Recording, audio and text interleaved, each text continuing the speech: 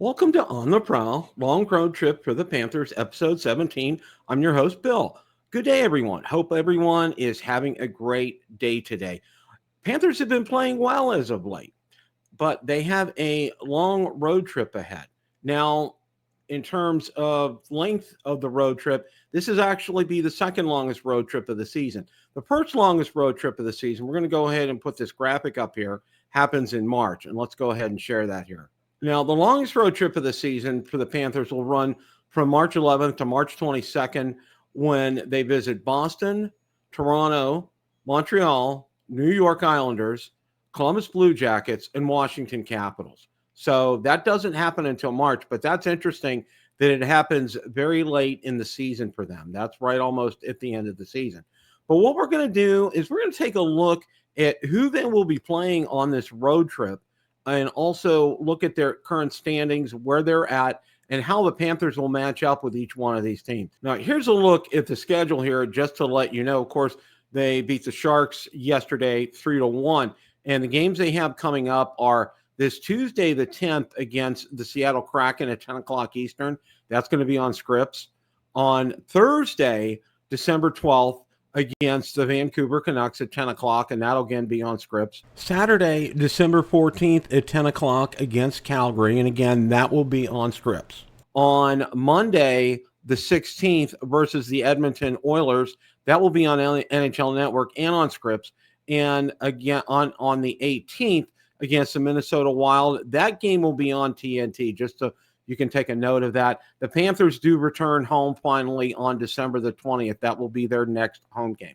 So let's go ahead and take a look and see how they match up against the Seattle Kraken. We all know who the hottest player in the NHL is right now, Matthew Tkachuk. And you can see right now, the last 5 games, 14 points, 5 goals, 9 assists. Now, for the Kraken, it's Oliver Bjorkstrand, has 7 points, 3 goals, and Marty Beniers has to take a look at goaltending here for the regular season. Of course, we know Sergei Bobrovsky just came in and played an outstanding game last night against the Sharks and got the win. He's 12-5-1, and Spencer Knight is 5-4-1. The save percentage is .894 for Bobrovsky and .890 for Spencer Knight. Of course, we'd like to see that kind of jump up there. Now, the goalies for the Kraken are Joey Daccord. He's 12-6-1. He has a 2.50 goals against average, and he has a .913 save percentage. Their backup is Philip Grubauer. He's 2-8-0. He has a 3.71 goals against average, and his save percentage is .870. Now, let's take a look and see who is leading scoring for the Kraken right now. McCann, who the Kraken did get in the expansion draft from the Penguins, he has 10 goals. Bjorkstrand has 9. Tolvanen has 8. Tanev has 7. Schwartz was 7. Wright was 7. And then there's Eberle with 6. Now, when you go to defensemen, of course, here's our good friend, Mr. Montour. He has 7 goals. And it drops off sharply to Dunn with 3 goals right there. And again, you can take a look here and see their records as I talk to you about their goaltenders. Daccord being the one who has been the starting goalie and Grubauer being the backup. So also, too, the Kraken have a new coach this year, and you probably recognize his name. He's no stranger to me, being that I knew him back in his Penguin days. It's Dan Bylsma. He coached their AHL team, and he did a great job with that. And Dave Hextall was fired from the Kraken after last season, and he was replaced with Dan Bylsma. Bylsma has also hired the first female assistant coach in the NHL, which is excellent. So, they're going to have their hands full with the Kraken. They're not an easy team to push over. Again, this is the start of the season series. This game here on December the 10th. They will be back in Florida on February the 22nd.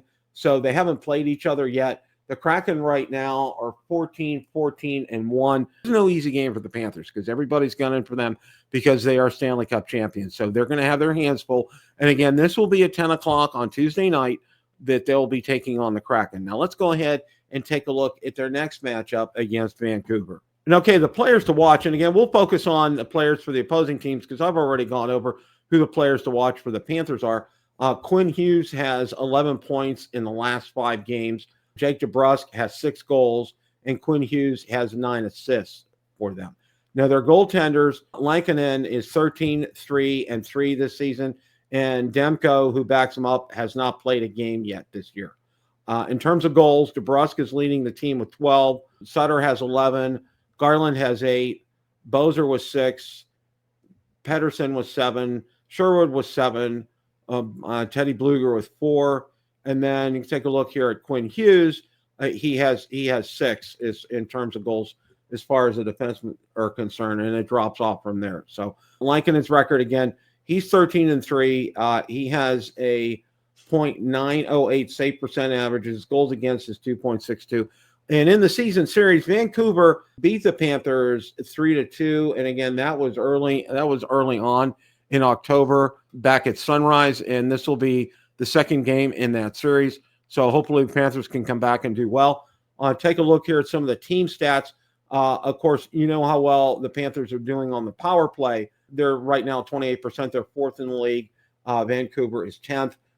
Penalty kill, the Panthers are 10th in the league. Vancouver is 9th. Face-off percentage, the Panthers are 28th, and the Vancouver Canucks are 19th. For goals for, 3.75 for the Panthers, 3.32 for the Canucks, 3.25 for goals against for the Panthers, 3.12 for the Canucks. So that's where things stand. And again, these matchups are going to be, these are going to be games that are really going to test them because, again, this is a long road trip. It's the second longest road trip of the season, and it's out on the West Coast. And there's always an adjustment in terms of time, even for players, even though they've done this year in and year out. Training and conditioning will really help to pay off in the long run here. So let's go ahead and move on to the next game here. And that next game is against Calgary.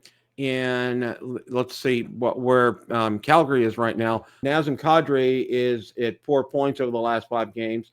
Kadri also has 2 goals in the last 5 games.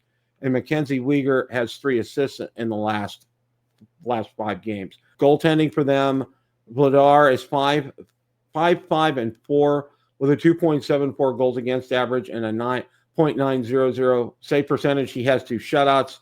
Dustin Wolf is 8-4-1 with a 2.59 goals against average, and he has a save percentage of .918 with 1 shutout here. Now, in terms of goal scoring, Huberdeau leads them with 8. Kadri has 8. Caranto has 7, and that drops off from there. In terms of defensemen with goal scoring, Anderson leads with 6, and Weegar has 4. And again, well, I've already gone over the goaltending records here. Calgary's also going to give them, and the Panthers get to visit their old friend Ryan Lomberg, who plays now for the Flames. So, and again, these games are not going to be easy because they're gunning for them. Let's take a look at here also at team stats. We'll look at where Calgary's at. They are 14th on the power play. They are 30th in the penalty kill. They are 29th in terms of faceoff percentage. They are 27th in terms of goals for, and they are 8th in terms of goals against. Let's go ahead and move on to the next game. Now, the next game is going to go ahead and be against the Edmonton Oilers, and we all know about Edmonton. We're very familiar with them considering we played them in the Stanley Cup Finals. Connor McDavid has 9 points in the last 5 games. Leon Draisaitl has 3 goals in the last 5 games, and Connor McDavid has 7 assists in the last 5 games. Take a look at their goaltending. Skinner is 9-7-2 with a 2.92 goals against average, a save percentage .892 with 1 shutout. Calvin Pickard, who backs him up, is 6-3-0 with a 2.56 goals against average, a .892 save percentage, and he has 0 shutouts. Draisaitl's leading the team with 19 goals. McDavid is at 13 goals. Hyman is at 6. Skinner is at 5. Perry is at 5. Let's go to defensemen here. Bouchard is at 6, and Kulak is at 5. Let's also take a look at their team stats. Edmonton is 17th on the power play at 20.6%. They are 24th on the penalty kill at 72%. They are second in terms of faceoff percentage at 54.5%. They are 16th in terms of goals for at 3.04, and they are 10th in terms of goals against at 2.93. This will be a real battle. This is the first matchup. that the Panthers will have with them this season. The rematch will be down at Sunrise, and that will be on February the 27th. Yours truly will be there for that game. We're really looking forward to that. That's going to be a very good contest. Edmonton's every bit as good as they were last year. There's no reason to think that they're not going to make a deep playoff run. They're 15-10-2, but don't let that record deceive you. They had their record was not good early on in the season last year, and they came on like a house of fire. So, there are a lot of people are picking them to win the West and to go to the finals again. So we'll see where it's at. That's going to be a tough game. That's going to be a game where Panthers are going to need to play Panther hockey from the start to finish to end up with a W in that game. No questions asked. Let's go ahead and move on to the next game. Now, the next game here is against the Minnesota Wild, and the Panthers have already played the Wild, and they lost down in Sunrise 5-1. That was early on in October, and that was a dominant game for the Wild. They just, from start to finish, Panthers weren't even in that game. It was very. The score did not indicate how lopsided the play was. It was really one-sided in that game. But let's take a look and see where things are for the Wild right now. Kaprizov has 7 points in the last 5 games. He has 3 goals in the last 5 games, and he has 4 assists in the last 5 games. Now, their goaltending pair is Gustavsson. He's at 13-4-3 with a 1.99 goals against average. Yep, you read that right. And a .931 save percentage with 2 shutouts. And, of course, Marc-Andre Fleury, one of my favorite NHL players, he's at 5-1-1 with a 2.56 goals against average and a .910 save percentage with no shutouts. Taking a look and seeing where they are in terms of goal scoring, Kaprizov is with 17, Boldy is with 12, Rossi is with 9, and Zuccarello is with 6. In terms of defenseman scoring, Middleton is with 5, Faber with 3, and Spurgeon with 12. And again, I already went over the records for Gustavsson and Fleury. Let's take a look and see where the team stats are. Minnesota is 19th in terms of the power play. They are 20th in terms of the penalty kill. They are 22nd in terms of face-off percentage. They are 13th in terms of goals for, and they are first in goals against average. So this tells you that this will be a very tight game.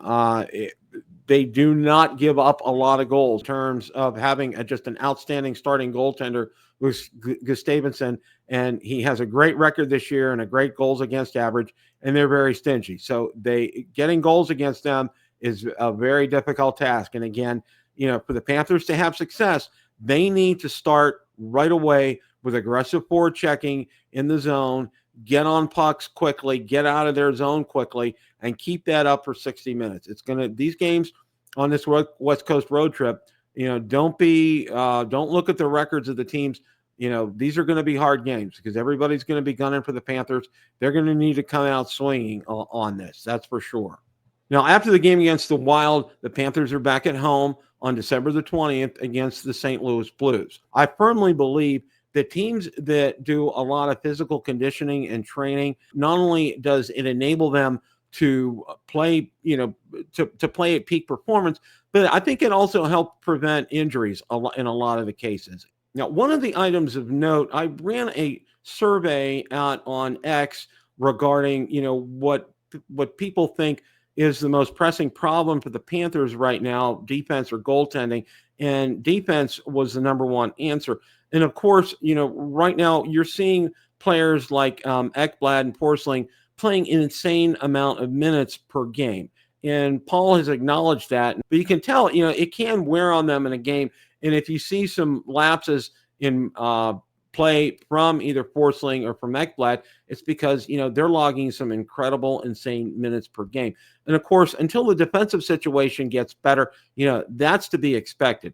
Now, don't expect anything right now because of the salary cap in terms of Bill Zito making a move. We don't really foresee anything about this. I know when we talked with TJ from Panthers Paris, that really they're not going to approach anything until the March trading deadline because other teams will be selling at that point in time. And let's see what happens at that point in time. But I think, and I agree with him, that the Panthers are going to need to make a move defensively and pick somebody up to shore this defense up. Forsling and, Ekblad are fantastic defensemen.